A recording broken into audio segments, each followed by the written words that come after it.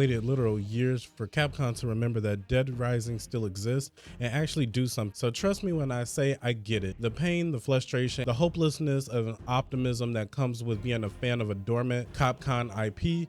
Frank West isn't alone in this graveyard. Games like Dino Crisis, Beautiful Joe, Lost Planet, and Mega Man, their own freaking mascot, have all been collecting dust for over a decade. But while I'm familiar with most of Capcom's sleeping back catalog, there's one name that always slipped past me, Onimusha. That changed recently when Capcom finally decided to give their series some love again. For the long-suffering fans of Onimusha, it's been an even tougher drought than Dino Crisis. The last mainline game was dropped all the way back in 2004. Let that sink in, W. Bush. Bush was the president, Halo 2 just had been launched, and YouTube didn't even exist then. Since then, Onimusha has been nothing but an echo.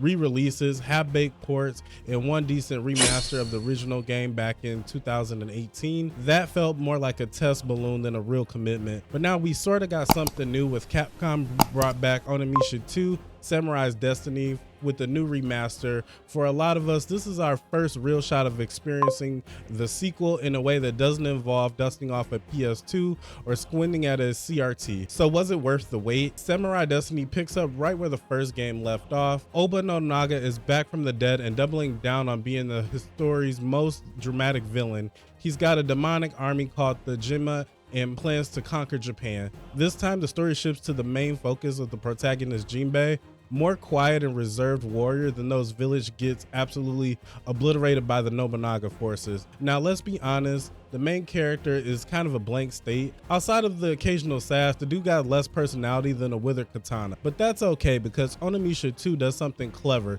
It surrounds him with the cast of companion that absolutely carries the emotional weight and injects a ton of personality into the story. You got Uyu, the elegant noblewoman with the mysterious past, Iki, the big, loud, drunken monk who somehow manages to be charming despite the most obvious comic relief.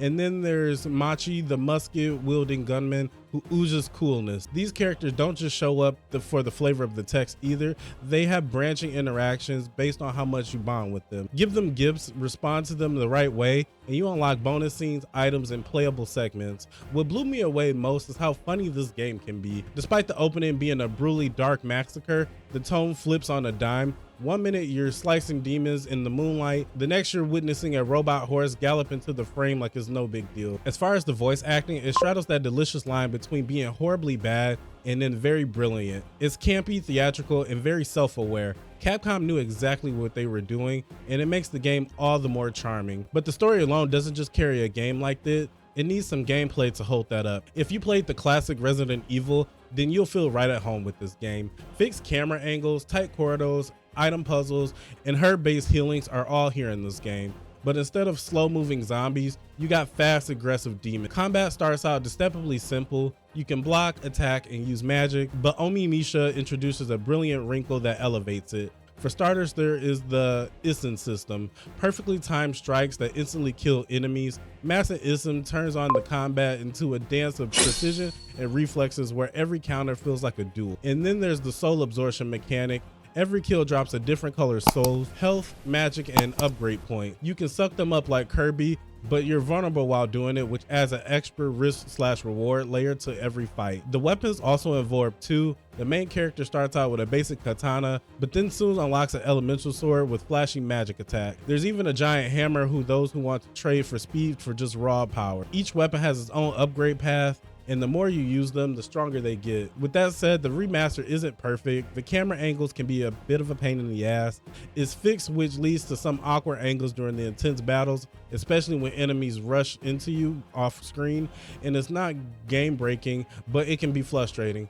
Also, don't expect a full remake here. This is still very much a 2002 game in terms of structure and design. Visually though, it's very solid. The remaster brings HD textures, sharp models, and faster loading time. It doesn't look like a modern game, but it doesn't really need to. There's a certain charm that is slightly janky, early 2000s aesthetic. The weapon swapping system has been streamlined, which is a godsend. You no longer have to pause constantly just to switch elements. Extras are light. There's a gallery of harder difficulties and a couple of mini games, but nothing game changing. This is more a preservation effort more than a celebration, and for some that might be a letdown, but for me it was a chance to experience something that I missed the first time around, and I loved it. Onimusha 2 Samurai Destiny is more than just a remaster, it's a reminder that Capcom catalog is deeper, and that should be used to take risks, blend genres, and create games they stood on their own, even if they weren't perfect. If you've never played Onimusha before, this is a great opportunity, and if you're a returning fan, it's a warm, bloodbound nostalgia bloodbath that deserves your time. So Capcom, don't stop here. Keep the energy, remaster Onimusha 3, give us a full-on reboot, or hell, go wild and give us some Souls-like Onimusha game. Just don't bury the series again.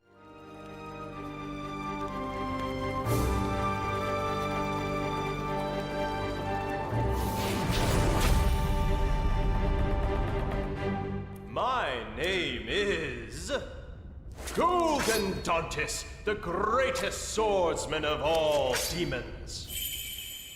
And other than that, guys, this has been my review. Stay alpha, love somebody, and I'll catch you for the next one.